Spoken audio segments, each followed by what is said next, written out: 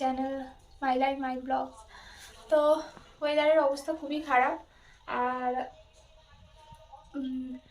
মানে সূর্য কালকে একটু যাও বা বেরোলো, আজকে আবার বার হচ্ছে না। আর মানে 9টা বেজে গেছে, আর দেখে মনে হচ্ছে যেন সকাল 7টা, একদম মেঘলা করে আছে। শীতকালে এরকম ওয়েদার ভালো লাগে, একটু রোদ্দুর উঠবে তবেই না ভালো লাগবে। রোদ্দুরের যে কি হয়েছে, উঠতেই চাইছে না একদম। তো কি আর করা যাবে। তো চলো এখন থেকে আমি আমার ব্লগটা শুরু করলাম। আজকে রবিবার, সানডে। তো সারাদিন কীভাবে কাটাই সেটাই তোমাদের সঙ্গে শেয়ার করব, তোমরা দেখতে থাকো। আর আজকের ব্লগটা যদি ভালো লাগে অবশ্যই একটা লাইক কমেন্ট শেয়ার করে দিও, আর চ্যানেলটাকে সাবস্ক্রাইব করে নিও। আর আজকে চা বসিয়েছিলাম, এই তোজোর হাঁড়িটাতেই অল্প দুধ ছিল, এটাতেই চা করে নিয়েছিলাম। দেখতেই পাচ্ছ ওইটা চারিদিকে হচ্ছে কুয়াশা হয়ে আছে, 9টা বোঝাই যাচ্ছে না, যেন মনে হচ্ছে সকাল 7টা। চা খাওয়া কমপ্লিট হয়ে গেছে, আর মিস্ত্রি দাদাদেরও চা দিয়ে দেওয়া হয়েছে। এবার খানিক্ষণ পর থেকে রান্নাবান্না স্টার্ট হবে। তো চলো তোমরা ভিডিওটা দেখতে থাকো। আর আমাদের এই যে লণ্ঠন জবা, সুন্দর সুন্দর লণ্ঠন জবা। এরপরে টিফিনের পর্ব ছিল, মিস্ত্রি দাদারাদেরও আর কি টিফিন দিতে হবে, সেই জন্য একটু পাঁপড় ভেজে নিয়েছিলাম আর কি। পাঁপড়টা তোমাদের দাদাভাই ভেজে দিয়েছিল। পাঁপড়, মুড়ি, চানাচুর এই আমরাও খেয়েছিলাম, মিস্ত্রি দাদাদেরও দিয়েছিলাম, আর শশা দিয়েছিলাম। তারপরে ও মাংস নিয়ে এসেছিলো বাজার থেকে, রবিবার মানেই মাংস। তো মাংসটা ধোবো, তো তার আগে হচ্ছে বাড়িতে এসে মানে ঘরে এসে আর কি বিছানাপত্র তুলবো। তোজোকেও মুখ ধুইয়ে খাওয়ানো হয়ে গেছে, তো ওকে নিয়ে ওর বাবা একটু বসেছিল পড়াতে। তো আমার কিছু জামা কাপড় গোছানোর ছিল, তো সেগুলো গুছিয়ে নিলাম। আর ওরা যেহেতু বিছানায় আছে, তো বিছানাটা এখন তুলবো না, পরে তুলে নেব। তো আমি জামা কাপড়গুলো গুছিয়ে আবার রান্নাঘরে চলে যাব, কারণ রবিবার যেহেতু মাংস আছে, মাংসের জন্য তো অনেক কিছু লাগবে, যেমন আদা রসুন এগুলো হচ্ছে কাটতে অনেকটা সময় লাগে। তো সেই জন্য রান্নাঘরে চলে যাব। আর দেখলে একটা হচ্ছে বড় ছুঁচো, আর কি ছুঁচো না, ধেড়ে ইঁদুর আর কি এসে হচ্ছে ম্যাগি রেখেছিলাম ওখানে, তোজো খাইনি, তো সেইটা এসে আবার খাচ্ছিল। তো এখন মাংসগুলো ভালো করে ধুয়ে নেব। আর আমার না মাংসের ছাল খেতে খুব ভালো লাগে। কার কার তোমাদের মাংসের ছাল খেতে ভালো লাগে অবশ্যই কমেন্টস বক্সে জানিও।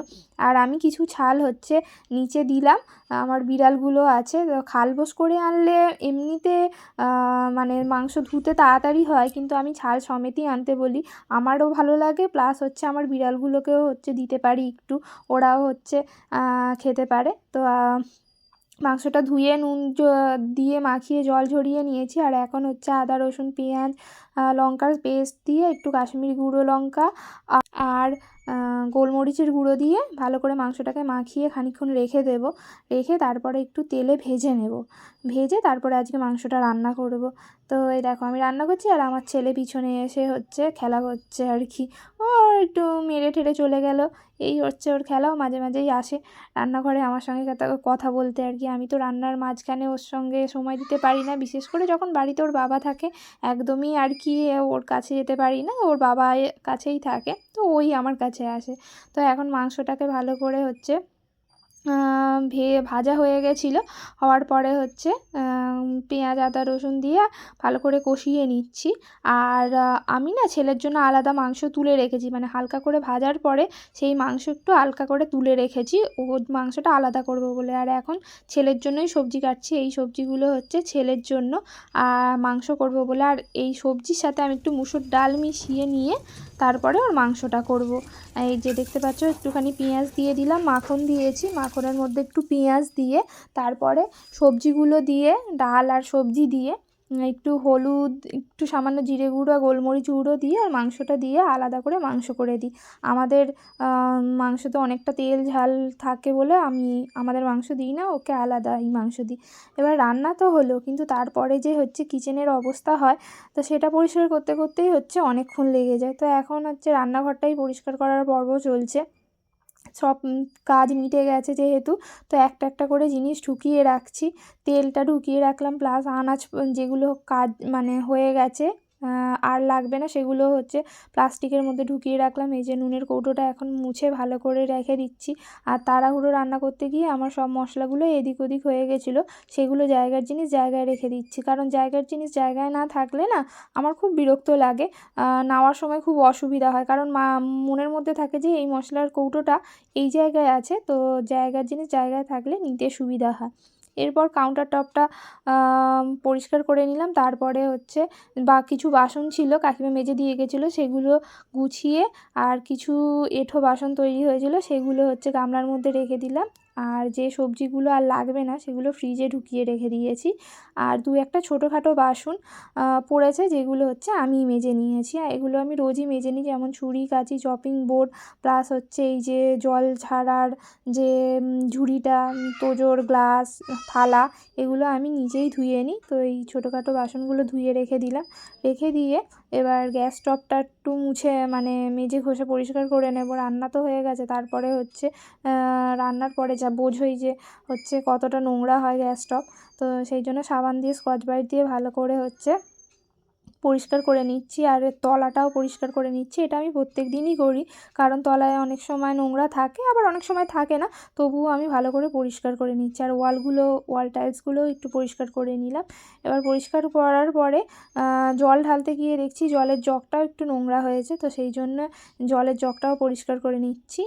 এই জগটা না আমার খুব ফেভারিট, মানে ভালো লাগে আর কি, একটু অন্য টাইপের ডিজাইন, সেই জন্য আমার খুব ভালো লাগে। চপিং বোর্ডও ধুয়ে নিলাম। আর কিছু জিনিস বললাম যে কাকিমাকে দিই না, কারণ এই জিনিসগুলো দিলে মানে ঠিক খুলতে টুলতে পারবে না, তো এটা একটু অন্যভাবে জগটা খুলতে হয়, যদি খুলতে গিয়ে ভেঙে যায়। কাকিমা আসলে একদমই নিরীহ গ্রাম্য মানুষ, তো সেই জন্য অতটা বুঝবে না, সেই জন্য আমিই হচ্ছে এগুলো মেজে নিই। আর এখন দেখতে পাচ্ছ রান্নাঘরটা ঝাড় দিয়ে নিচ্ছি। কাকিমা কিন্তু মুছে দিয়ে গেছে, কিন্তু মুছে দেওয়ার পরে তো হচ্ছে আমি রান্না করেছি, আর রান্না করলে নিচে তো নোংরা পড়বেই, সেই জন্য কতটা নোংরা বার হয়েছে দেখতেই পাচ্ছ।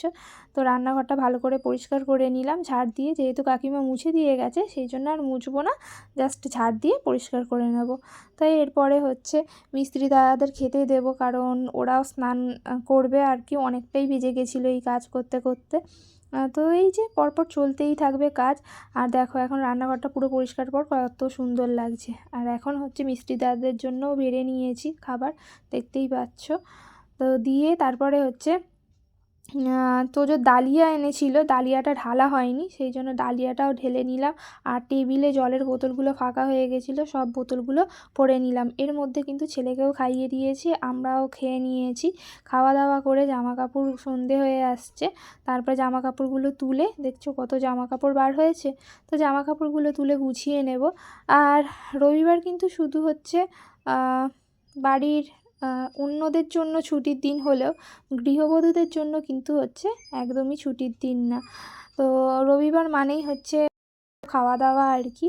তো একটা রবিবার যদি বাড়ির গৃহবধূরাও পেত তাহলে কিন্তু খুব ভালো লাগতো, কিন্তু সেই কপাল তো আর গৃহবধূদের নেই, প্রত্যেক দিনই কাজ, রবিবার বলে কোনো আলাদা করে বার হয় না গৃহবধূদের কাছে, প্রত্যেক দিনই নানান কাজ থাকে। আর রবিবার একটু বেশিই কাজ থাকে মনে হয় অন্য দিনের থেকে, কারণ মাংস বিভিন্ন আরও মানে ভালো মন্দ খাওয়া দাওয়ার ব্যাপার থাকে আর কি, সেই জন্য হচ্ছে রবিবারও হচ্ছে বাড়ির মহিলাদের প্রচুর কাজই করতে হয় সকাল থেকে। তো আমিও সেই একই মানে ধারণায় পড়ি আর কি। তো আমারও এই যে সকাল থেকে কাজ চলছে, রবিবার আলাদা করে ছুটির দিন বলে আমার কিছু মনেই হয় না। তো এই যে এখন সন্ধেবেলা চা করছি। তো আজকের ভিডিওটা এই পর্যন্ত, চলো টাটা।